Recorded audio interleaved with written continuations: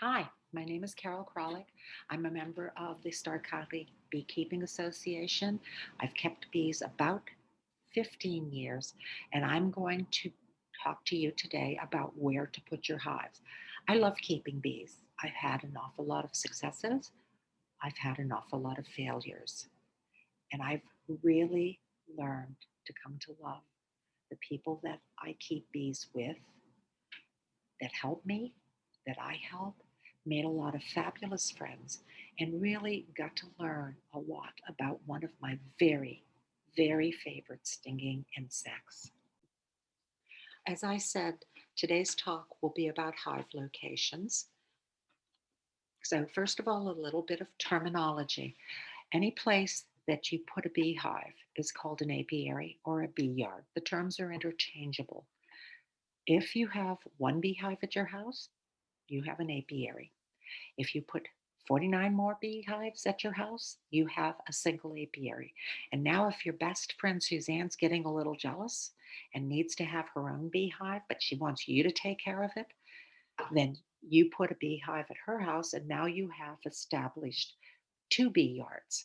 This makes a difference when you go to register your bees. They're registered more as bee yards or apiaries than they are as the exact hives that you have. And that's because the inspector will visit you. So he needs to know the address of the apiary. Before you buy one stick of equipment, what you need to know is what your local ordinances say, especially your homeowners association rules, which tend to be a little bit more limiting. Um, Find out if you can keep bees at your location. Also, make sure your neighbors are at least not going to stress themselves so much about this that they will have a heart attack. If someone is highly allergic and lives close to you, maybe that's a consideration for you to do a lot of special shielding, or maybe keep your bee house at Suzanne's house and you can have coffee and look at your bees. Also, frequent visitors to your house, again, if they have allergies to bees, which can be life threatening, and your beehive is in proximity of your house and they feel nervous, certainly that's a consideration. Almost everyone has had an aggressive hive at some time or another. Sometimes that hive will just be the little baby hive that you dearly love one day, and you'll go to it the next, and bam, wonder why you got stung.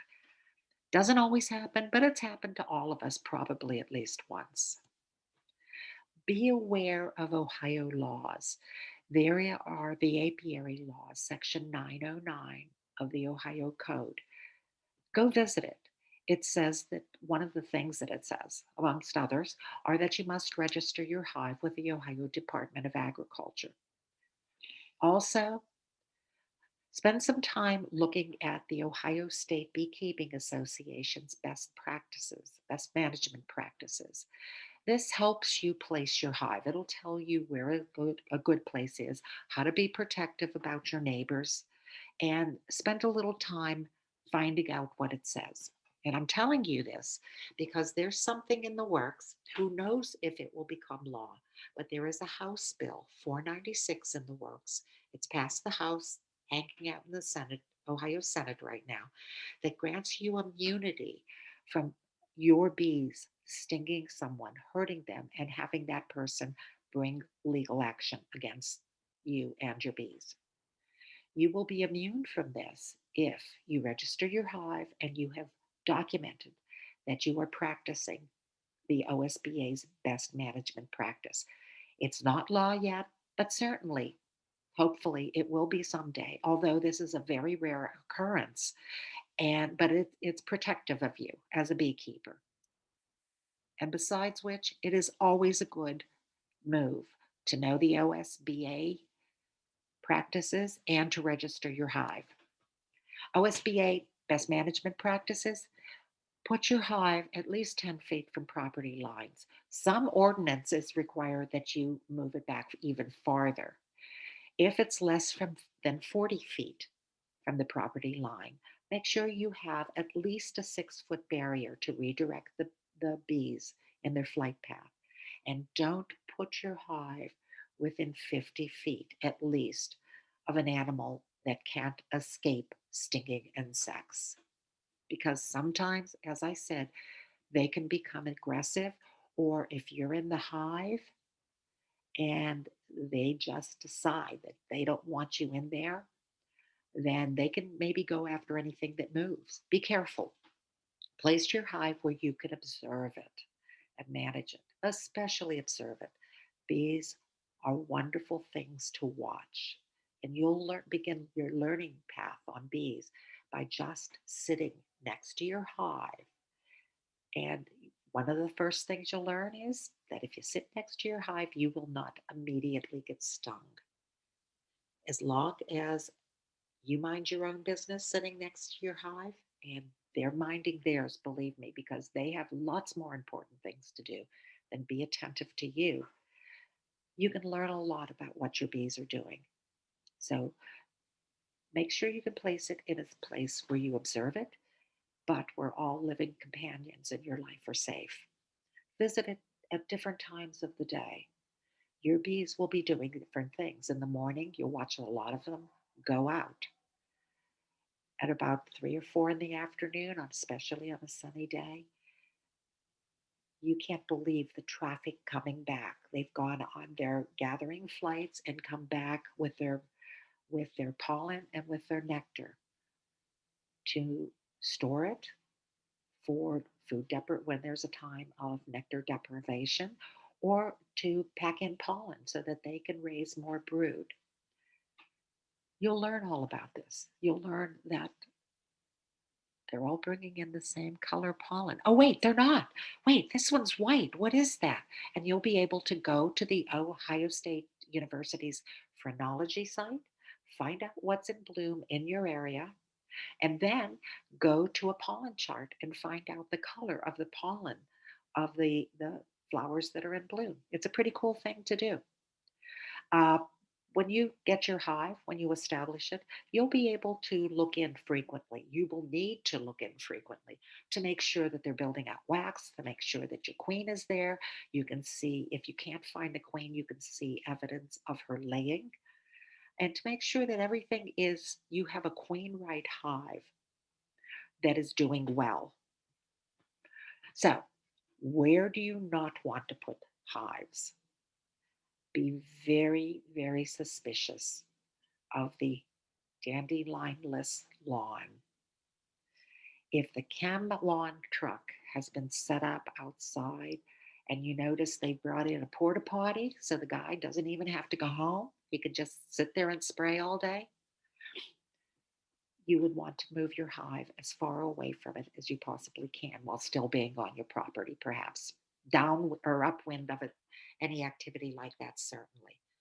But, and while these are chemicals that may not hurt your lawn or hurt your hive, repeated exposure may weaken your bees. So be careful about that. And maybe talk to your neighbor too. Don't put your hive near animals, including humans, that can get stressed out by them. It's going to be rare that anything like this happens, but it does from time to time happen. And make sure that if you live near growing fields, that you are upwind. You put your hive upwind of the field, because there can be a lot of drift from spraying or planting, because for planting, this seed coat gets rubbed when in the cedar, and there can be clouds of fungicide that are rubbed off and can be distributed away from the planting field. So those are things that you should really avoid. So where to put your hive? Make sure that there is accessibility. Make sure there's sunlight. Watch your winds. They can be a problematic, especially in winter. Make sure there's water available, because bees need water to be used in several different ways. And make sure, if you need to, that there's going to be room to establish barriers. First of all, accessibility. Is it easy to get to your hive? You'll want to move in equipment. Certainly, that's not going to be hard. You can carry everything in. But is there room when you find out that you have successfully overwintered your bees and now you're a beekeeper? Maybe you could put in two hives. Maybe you could get a hive and do another hive and do a split. So you'll need room, very possibly, for expansion. Even the best of intentions of your intentions will probably result in you keeping more than one hive. Just be aware of that. We've all started with one. Very few of us have one yet. So make sure that you can move in equipment in and out. Make sure that you can move in or carry honey supers easily to your car. They're upwards, or your truck or whatever. They're upwards of 50 pounds. So make sure that you have a nice level walking field to do that in. And be sure that you can get at least around three sides of your hive. Don't put your hives so close together that you can't move around your hive, because you will want to work at least three sides. You may have to work at least three sides. Rarely do we work in the front, but still, there are times when we're in the front doing different manipulations. Accessibility again. Make sure there aren't vines. Make sure there aren't that any vines or high brush that'll swat you. I have a friend that she wanted to put her hive in a little bit of shade, so she put it near a multiflora bush. So every time that you would go to the back of that hive, the multiflora would grab your jacket, which is netting. So consider those kinds of things. No ankle twisting stones or gravel. Again, make sure that probably grass is the best surface that you could put your hive on. And you will actually put bricks or blocks on and then put your hive on. Also, you're going to have to lift some supers down from the top of your hive. Now, if you see the one hive that's on double blocks, if you're a short person, that could come crashing down. That top super could come crashing down on your head. Be aware of that. So you might want to only use a single layer of blocks and keep your hives to a manageable level for you. You want accessibility so that you can watch your hives. I've already talked about that. Look at the pollen color. You want to look at the front of the hive behavior, and you want to see threats. In the fall, do you have yellow jackets that are trying to get in? Are your bees successful at keeping them out? If you watch yellow jackets go into a hive, then you need to be more attentive to putting out yellow jacket traps or limiting the space that your bees can exit and enter your hive so that they can guard it more carefully. Sometimes you'll watch bees come in and other bees will come out, and the bees that have just landed will take off. Well, those could be robbers, and your guard bees have just said, "Get out of here." So you'll learn a lot about those types of behavior as you watch your hive. Where to put your hive with light consideration. People used to put their hives in moderate shade, like dappled shade all the time. But because the small hive beetle has successfully moved into our area, it is now recommended that you put your hive in full sun. Also, because of the hive beetle, you may not want to put your hive immediately in a fruit orchard, because the fruit, if it falls onto the ground and rots, is a fabulous attractant for the small hive beetle. And while they will very rarely take out a hive by themselves, they can certainly cause some stress, add stresses to your bee. So put it in full sun, avoid deep shade just because of moisture. And again, the small hive beetle. Face your hive, if at all possible, south or west, or east, I'm sorry, or southeast, because the sun will shine on your hive and it will wake up the bees. It will get them warm and able to fly quicker because bees need their flight muscles warmed before they take off for gathering flights. Moisture. Water is good. Sodden land and swampy areas are not so good. Avoid wetlands. Any place that is soggy, that can turn muddy.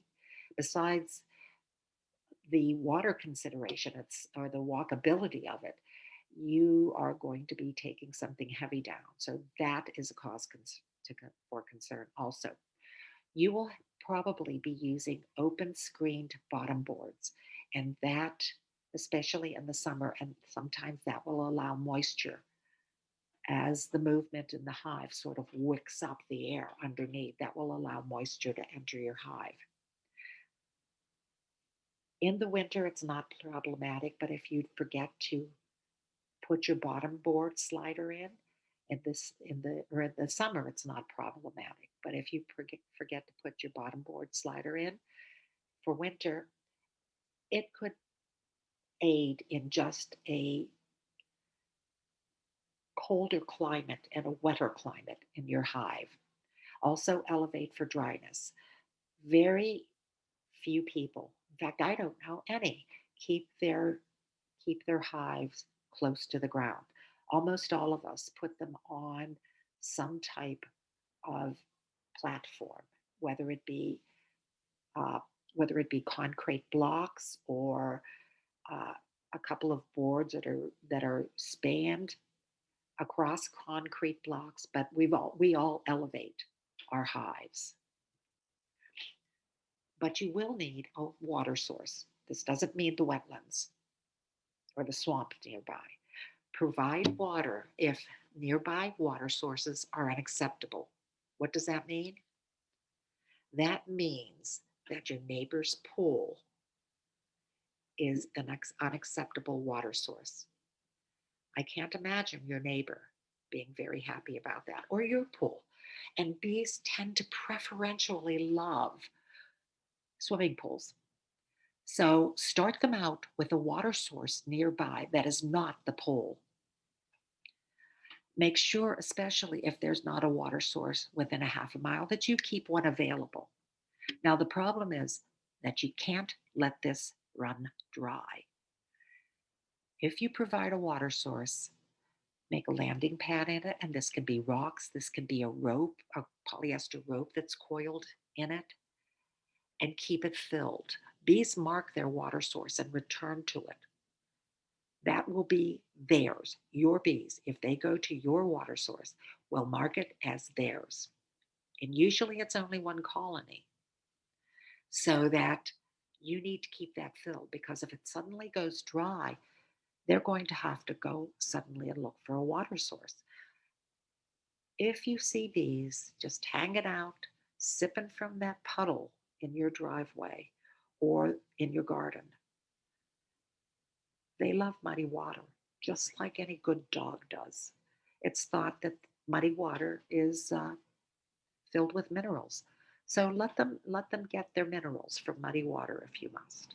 But one of the primary things to remember is try to lure them away from a nearby swimming pool.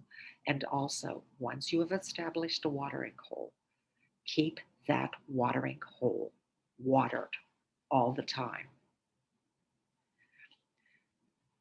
There should be some consideration if you live in a windy area. You notice that barrier there. And by the way, you'll also notice that it would be very difficult to work those hives. They're too close together and they're too close to the barrier.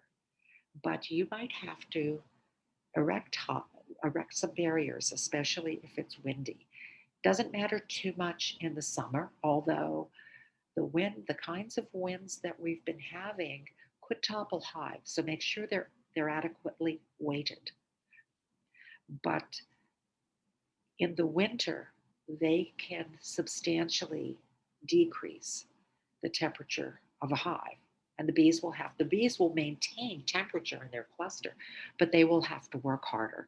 So if you need to put up some barriers, put up some barriers. That's a beautiful barrier. Mine Can be windows, political signs, uh, something as simple as that. I like windows because you can lay them against the front of the hive, and they also, if your hive is facing sun, can trap a little bit of heat also. Make sure that your flight path is such, or the bee's flight path, not yours.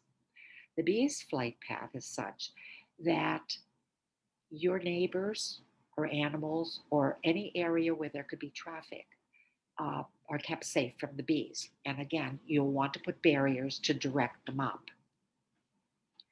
The types of barriers that you can use, natural ones, you can put in shrubs or bushes. It would be great maybe if they were flowering and provided a little bit of nectar for the insects, not necessarily the bees, but for the insects and pollen. Or they could provide berries for the birds and other animals in your yard. Or you could make a fence or make some type of barrier. Make sure it's at least 6 feet high, though, and make sure that it's dense enough that the bees don't go through it. They go over it. A chain link fence is not a good barrier. Other considerations that you may want to think about as you walk through your yard are there microclimates. I have a friend who lives down in a little valley. Her microclimate is a couple of degrees cooler than my bee yard is. It's sheltered from the wind, but it's a little bit cooler. And you can have places where there is more water that's around, which could cause your hives to be in dampness, a little bit greater dampness. That could affect it. Just be aware of these things. Also, you don't want to put your hive, if you can avoid it, on the top of a hill where the winds will sweep up. So check out your microclimates. We've already talked about agricultural and lawn spraying. Uh, just be aware of that. And I poop, you poop, bees poop. Bees excrete. They go on cleansing flights in winter when the weather gets above 45 degrees, 50 degrees, usually around 45. You will see a crowd going out. And what are they doing? They're not going to the grocery store, they're going to poop. Now, if your neighbor has a very expensive car, or you do, or you've decided to hang out laundry that day near your hive, you will notice small, sort of mucky yellow dots. That is bee excrement. It contains byproducts and also some pollen that is undigested. And while it is easy to get off, it takes some elbow grease now and again. And certainly if it's on clothes, you'll need to wash your clothes again. If your bees are out in a field, not a problem at all. In fact, if your bees are taking cleansing flights and there's snow on the ground, you will have yellow snow, even if you don't have a dog. So these are things again that you should watch for your bees.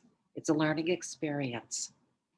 So let's end by saying you looked around your yard, you're not going to have a perfect place. Put your hive where you can. Put your hive where you will not stress out human beings. I would say might be of primary importance. And put your hive where you can enjoy it. It's a wonderful thing to sit and hang out with your beehive and see what's going on. Pretty soon you're taking people out and they're afraid at first, but take out your morning coffee, just sit, watch your bees coming out, taking off for flights. And it's just a lovely thing to learn about. And remember, if suddenly you find that your beehive is not in the place that is suitable anymore, you can move it. Ask somebody in the bee club. If that person is the right person, they might even say, I'll help you. But certainly, it's not that difficult to move a hive, especially in the spring when it's lighter. But it's not that difficult anytime. If you have to move it, don't let it daunt you. move it. And lastly, be a good neighbor. A gift of honey is a gift that is almost always appreciated. Let the people who are not quite sure about your bees know that they are still welcome to be in your life by taking them even the smallest jar of honey. It will it's a gift. We all love gifts. So make sure that you will bestow a gift on your neighbor. Happy beekeeping. I hope that you will love it. You will love it as much as I do. And you will meet fabulous people. And you will eventually, not this year, but eventually, learn enough that you will feel secure. That doesn't mean you won't be a beekeeper once you get a hive, but it will take you a little bit of learning to feel confident. We all go through that. You'll do it too. Thank you. Have a great time beekeeping.